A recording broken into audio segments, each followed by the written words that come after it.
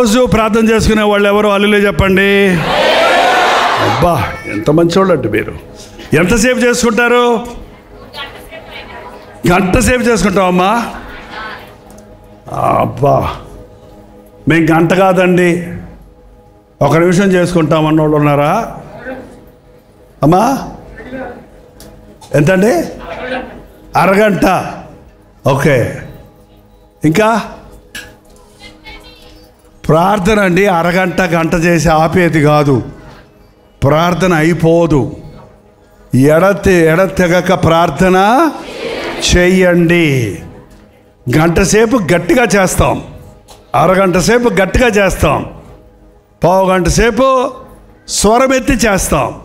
ఆ తర్వాత మన హృదయంలో ప్రార్థన ఆత్మ కలిగి ఉంటే ప్రార్థన చేసుకుంటూనే ఉంటాం. మనకి ఆలోచనలు వస్తాయి కదా, 1 గంట వస్తాయా ఆలోచనలు? ఎప్పుడో వస్తాయా? ఏంటో మాట్లాడతలేదు. 1 గంటే వస్తాయి ఆలోచనలు, మిగిలిన సమయం అంతా మైండ్ బ్లాక్ ఉంటుందా?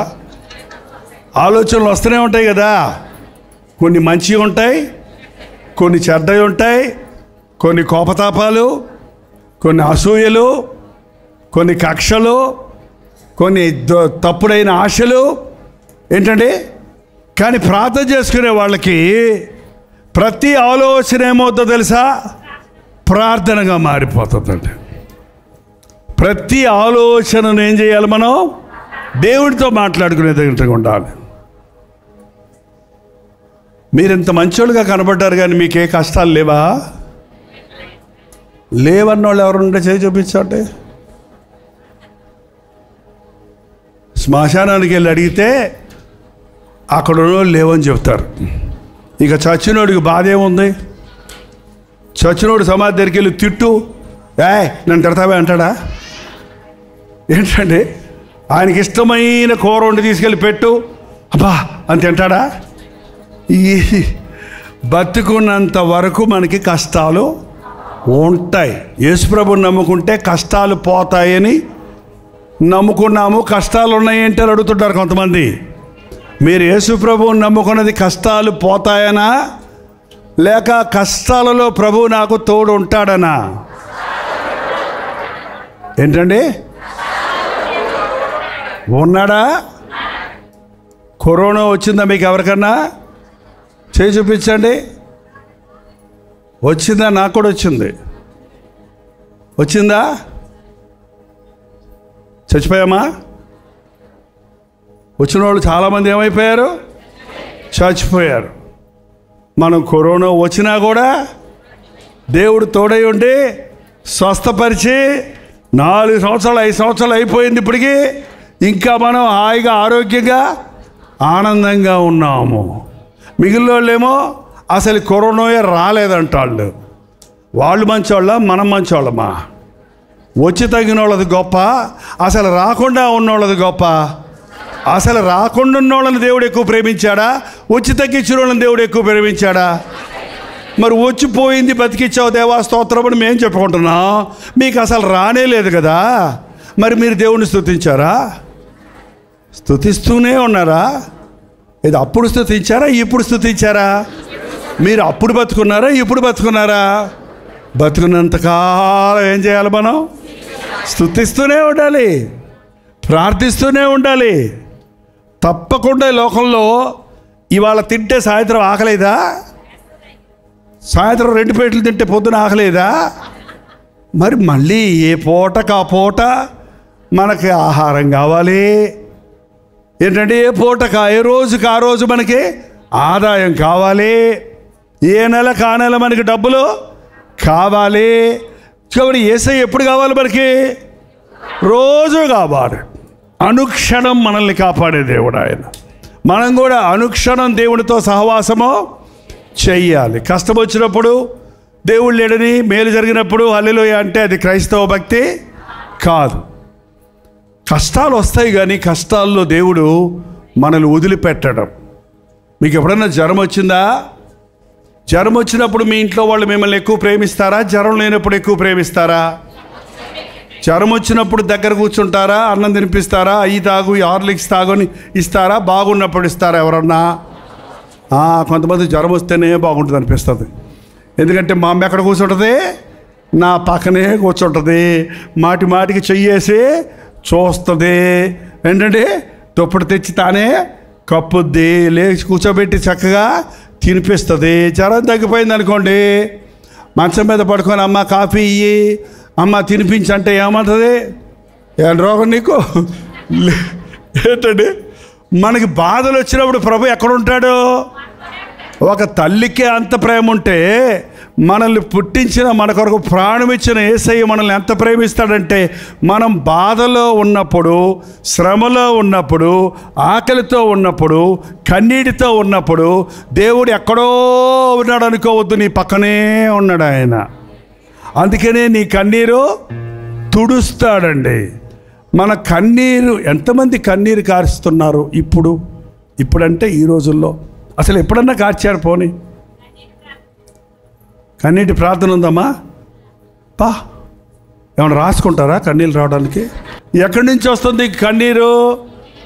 గుండె కదిలితే కన్నీరు వస్తుందండి. దేవుడు అట్లా పెట్టాడు. నోట్లో చేసే ప్రార్థనలో కన్నీరు రాదు. హృదయం కదిలినప్పుడు కొన్నిసార్లు అవి ఆనంద బాష్పాలుగా ఉంటాయి, కొన్నిసార్లు అది వేదనతో కూడిన కన్నీరు అయి ఉంటాయి. బాగా నవ్వినప్పుడు కూడా చూడండి కళ్ళెమ్మలు ఏమొస్తాయి? ఆ కన్నీరు ఏడుపు కాదు, అది ఆనంద బాష్పాలు, కృతజ్ఞతతో కూడిన బాష్పాలు.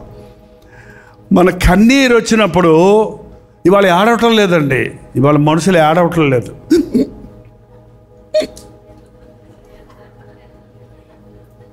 అంతే, ఏడుపు అంతా దిగమింగుకుంటున్నారంట. ఏమవుతున్నారు? దిగమింగుకుంటున్నారు. పూర్వకాలం ఏడు చేస్తే వాళ్ళ బాధ తీరిపోయేది. ఇప్పుడు ఏడవల మూలాన హృదయంలోకి వెళ్ళిపోయి గూడు కట్టుకుపోతుంది బాధ ఎక్కడుంది? గుండెల్లో పెట్టుకొని కుమిలిపోతూ ఉంటారు. ఎవరికీ తెలియకుండా దావీదు అన్నాడు, నా దిండు నా కన్నీటితో తడిచిపోయింది. దిండంటే రాత్రి పడుకునేటప్పుడు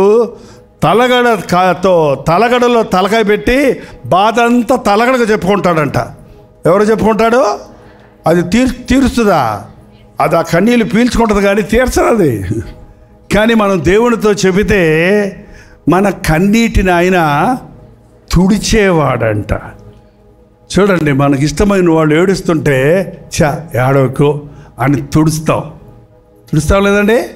ఎవరన్నా ఒకళ్ళు బాగా కుంగిపోయి వేదనతో శ్రమలో ఎవరు నిన్ను అర్థం చేసుకోక, లేక ఏదో నిందలేసి, లేక తరించుకొని కష్టాలు వచ్చినప్పుడు నువ్వు ఏడుస్తూ ఉంటే ఎవరైనా నీ దగ్గరకు వచ్చి ఆడోకమ్మా అని నీ భుజం మీద చెయ్యేసి కన్నీళ్ళు తుడిస్తే నీళ్లు ఆగుతాయా, ఎక్కువ వస్తాయా?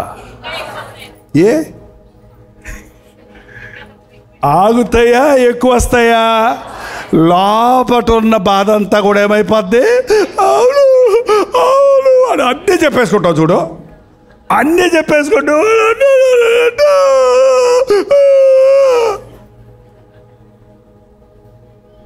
ఆ 10 నిమిషాలు 15 నిమిషాలు నీ గుండెల్లో ఉన్న కన్నీరంతా బయటకు వచ్చేసాక, బాధ అంతా చెప్పేసుకున్నాక మనసు ఎలా ఉంటుందో తెలుసా? బాగా వర్షం వచ్చి ఆగిన తర్వాత చూడండి ఎట్లా ఉంటుందో. కూల్గా ఉంటాయి, చెట్లన్నీ వాష్ చేసేస్తారు, పచ్చగా ఉంటాయి.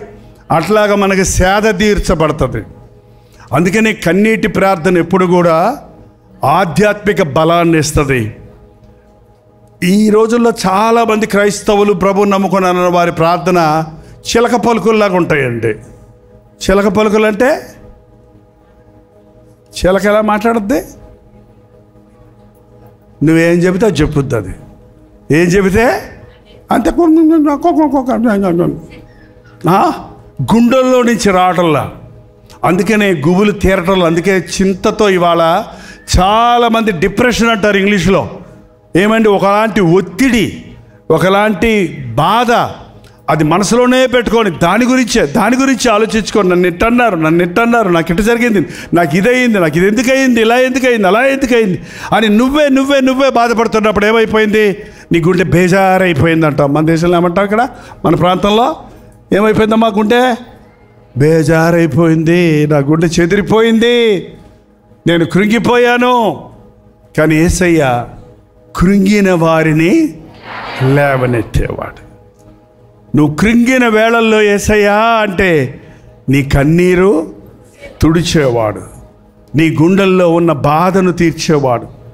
డాక్టర్లు చేసే మందులన్నీ బయట కనబడే జబ్బులకి ఇచ్చే మందులు, కానీ గుండె జబ్బు నుండి మనల్ని బాగు చేయగలిగిన వాడు లోకంలో ఎవరో లేరండి. మనోవ్యాధికి మందే లేదనేవాళ్ళు ఆ రోజుల్లో. కానీ మనస్సుకు ఉన్న బాధను కూడా తీర్చేవాడు మన ప్రభు.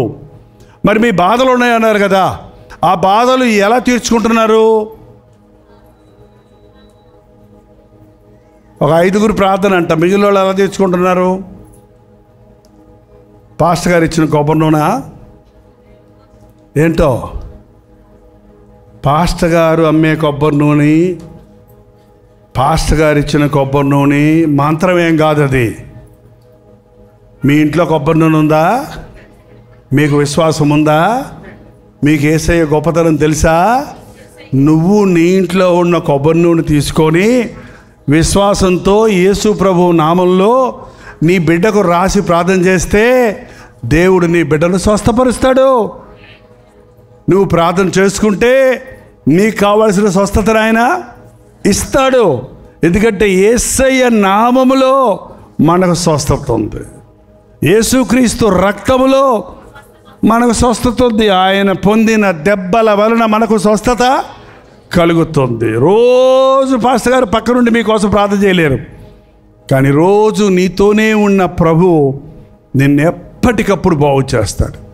ఒక్కటి నేర్చుకోండి, మనుషులు నమ్ముకునే కంటే యెహోవాను ఆశ్రయించడం మేలు.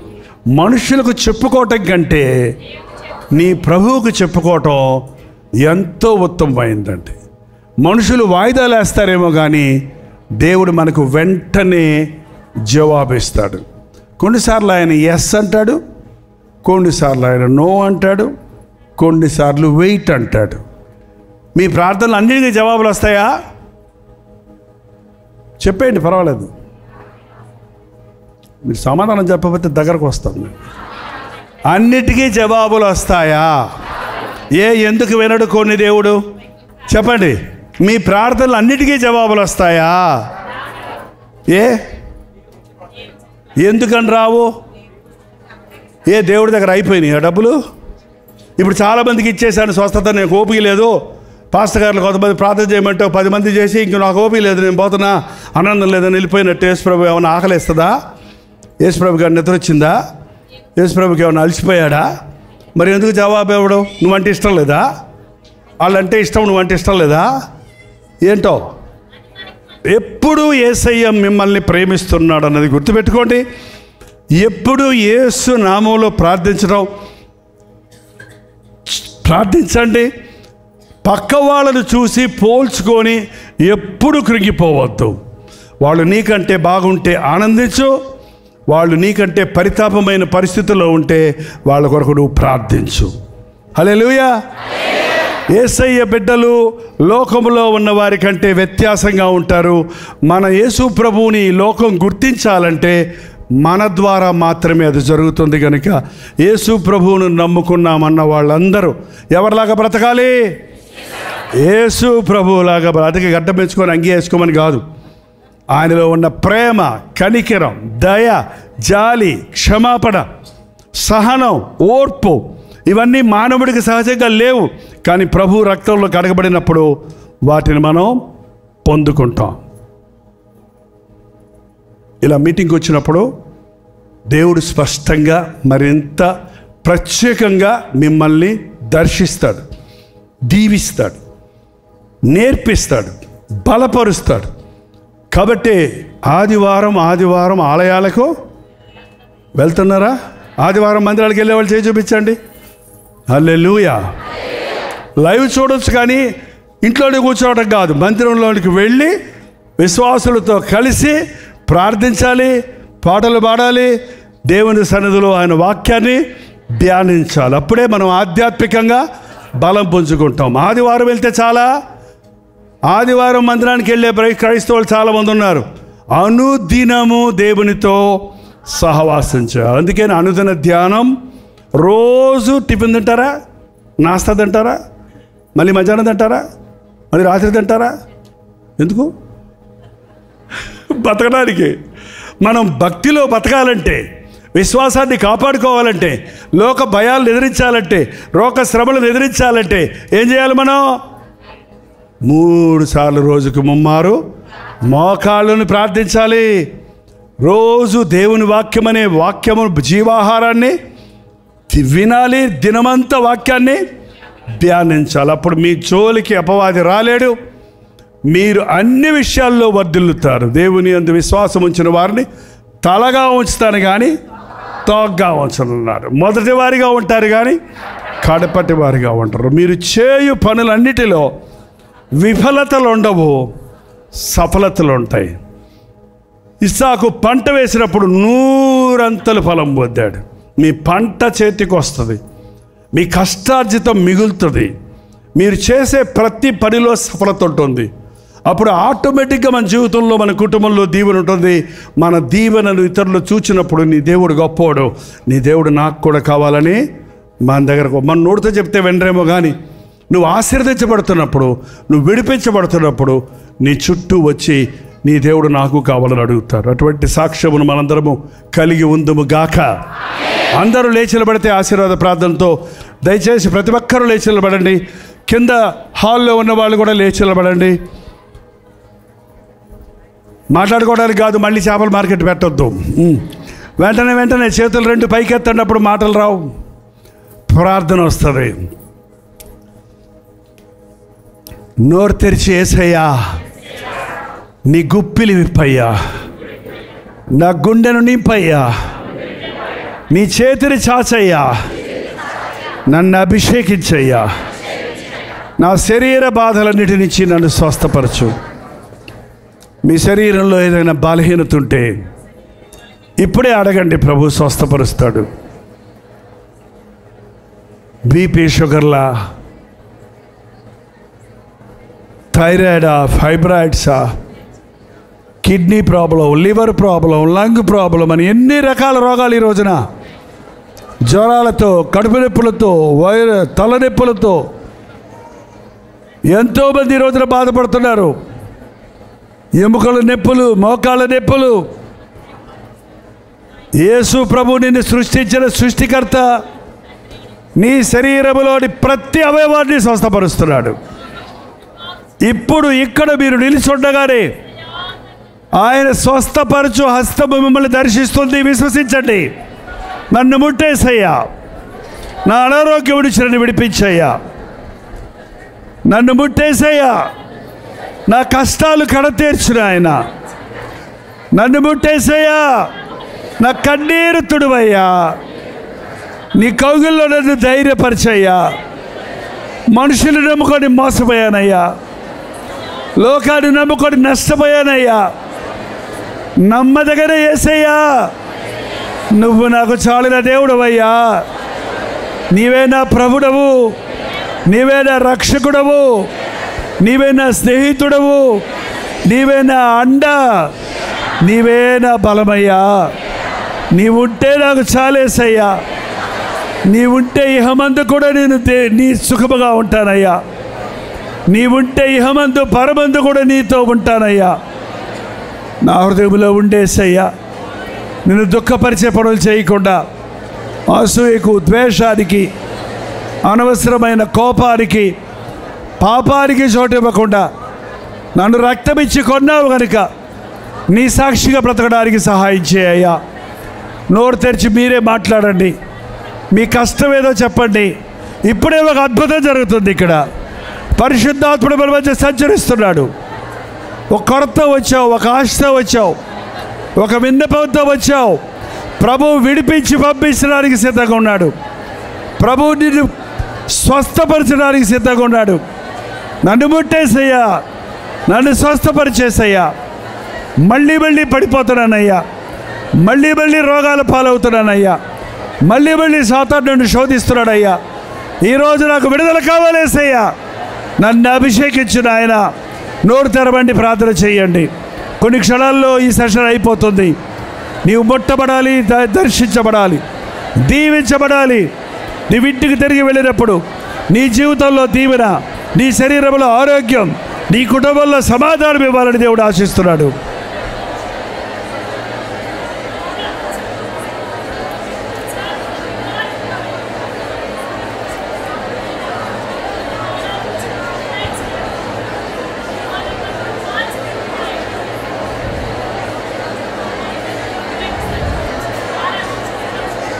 ఇదిగో నా జీవితాన్ని నీకు ఇస్తున్నానయ్యా, నా కుటుంబాన్ని నీకు అప్పచెప్తున్నానయ్యా, నా హృదయాన్ని నీకు అర్పిస్తున్నానయ్యా.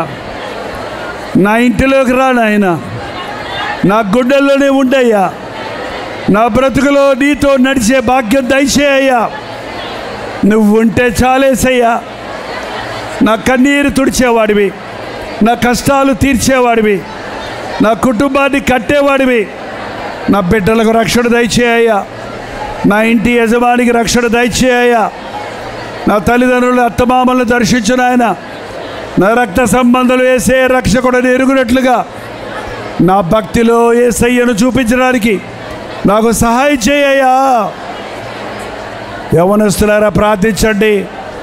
సినిమాలని సోషల్ మీడియాలు పెట్టుకొని యూట్యూబ్లో పనికి మాలిన వాటిని చూస్తూ మనసు పాడు చేసుకుంటున్నావు, జీవితాన్ని పాడు చేసుకుంటున్నావు, అల్పకాల పాప భోగానికి బానిసమవుతున్నావు. యవ్వనుడా యేసయ్యను వెతుకు, యవ్వనుడా నీ జీవితాన్ని ప్రభువుకి ఇవ్వు, నీవు దీవించబడతావు. ఉద్యోగం లేదని బాధపడుతున్నావు, ఫెయిల్ అయిపోయాను దుఃఖపడుతున్నావు, సెలెక్ట్ అవ్వలేదు ఉద్యోగానికి అని బాధపడుతున్నావే కానీ ప్రభువు నీ పక్షంలో ఉంటే నువ్వు తలగా ఉంటావు, నువ్వు దీవించబడతావు. ప్రభువా నన్ను ఆశీర్వదించయ్యా, ప్రభువా నాకు సహాయం చేయయ్యా, నా కష్టాలు కడతీర్చు నాయన, నా పోరాటాల్లో జయము దయచేయి ప్రభువా. నువ్వు నాకు తోడుండేసయ్యా. నువ్వే నా దేవుడువయ్యా, నువ్వే నా ప్రభువయ్యా, నువ్వుంటే నాకు చాలు యేసయ్యా. మనస్ఫూర్తిగా చెప్పండి ఆ మాట యేసయ్యకి. నీ సంకటాలు కుదిర్చేవాడు ఆయన, నీ పాపాలు క్షమించేవాడు ఆయన, నీ గాయాలు కట్టేవాడు ఆయన, నీ కన్నీరు తుడిచేవాడు ఆయన, తన రెక్కల చాటున దాచేవాడు ఆయన. నువ్వు ఉంటే చాలయ్యా. ఏ మనుషుడు నా కష్టం తీర్చలేడయ్యా, ఏ వైద్యుడు నన్ను స్వస్థపరచలేడయ్యా. నువ్వు చాలిన దేవుడు అయ్యా, చాలు యేసయ్యా. నాతో ఉండయ్యా, నాలో ఉండయ్యా. నేను నిన్ను విడిచిపెట్టను యేసయ్యా, నువ్వు నేను విడిచిపెట్టద్దు యేసయ్యా. కింద హాల్లో ఉన్న వాళ్ళు కూడా ప్రార్థన చేయండి. ప్రార్థన రావటం లేదు కొంతమందికి, నోరు తెరిస్తే నింపుతాడన్నాడు. ప్రభువా అనండి. నోరు తెరిస్తే పురుషులు కూడా ప్రార్థించాలి. పురుషుడు పవిత్రమైన చేతులెత్తి ప్రార్థించాలి. అడగండి, అమ్మతో చెప్పుకున్నట్టు దేవుడితో చెప్పుకోండి. అమ్మ నా ఆకలిది, నా బాధిది, నా అవసరతిది, యేసయ్యా నా స్థితి చూడయ్యా, నమ్ముచున్నానయ్యా, నేను నువ్వు నాకు చేయగలవని నమ్ముతున్నానయ్యా.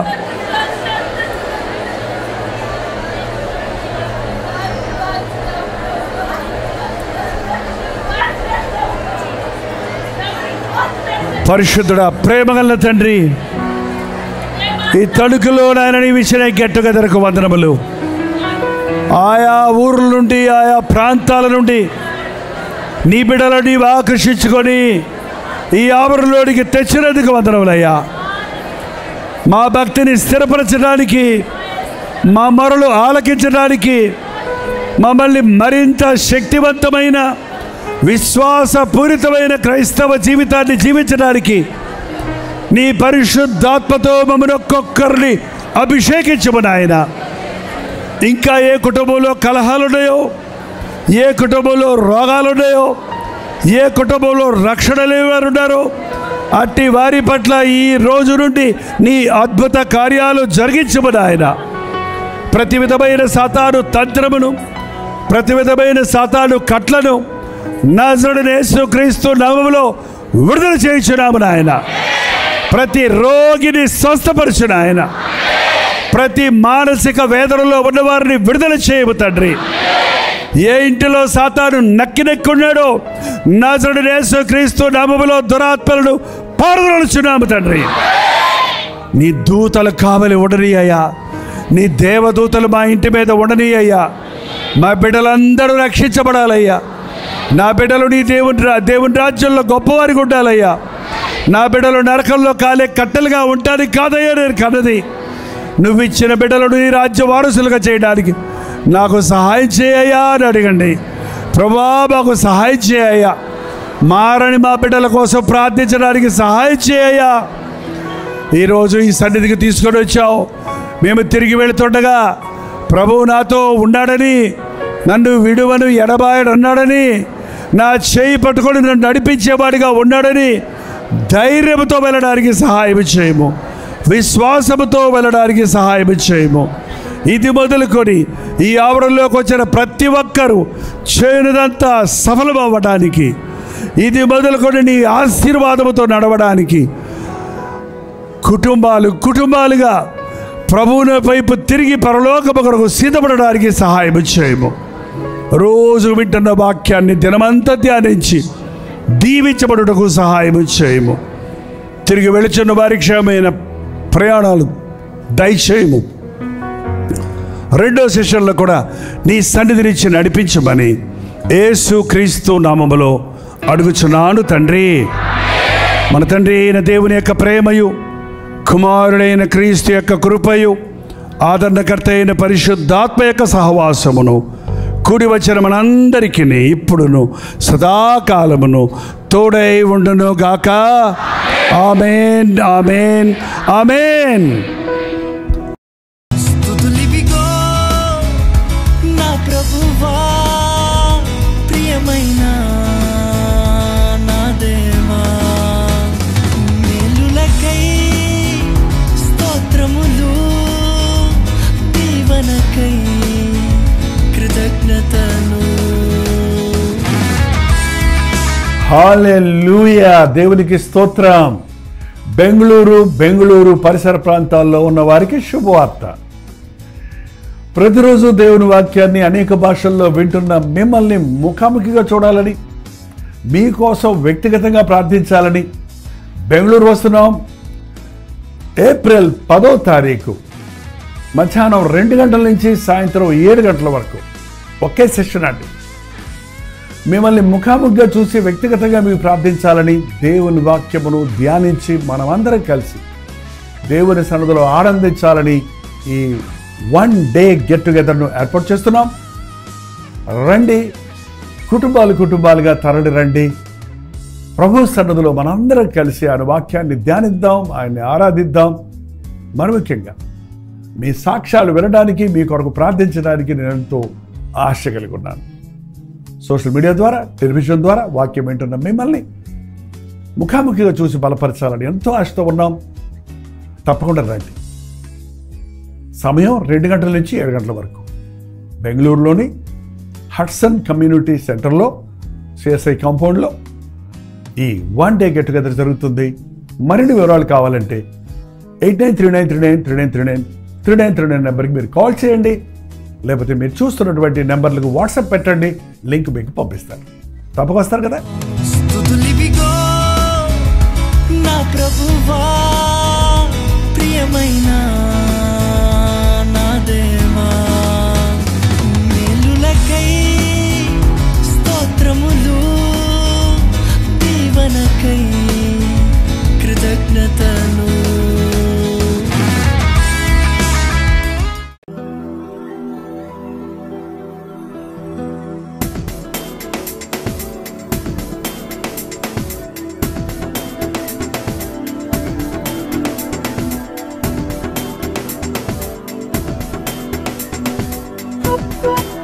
Thank you.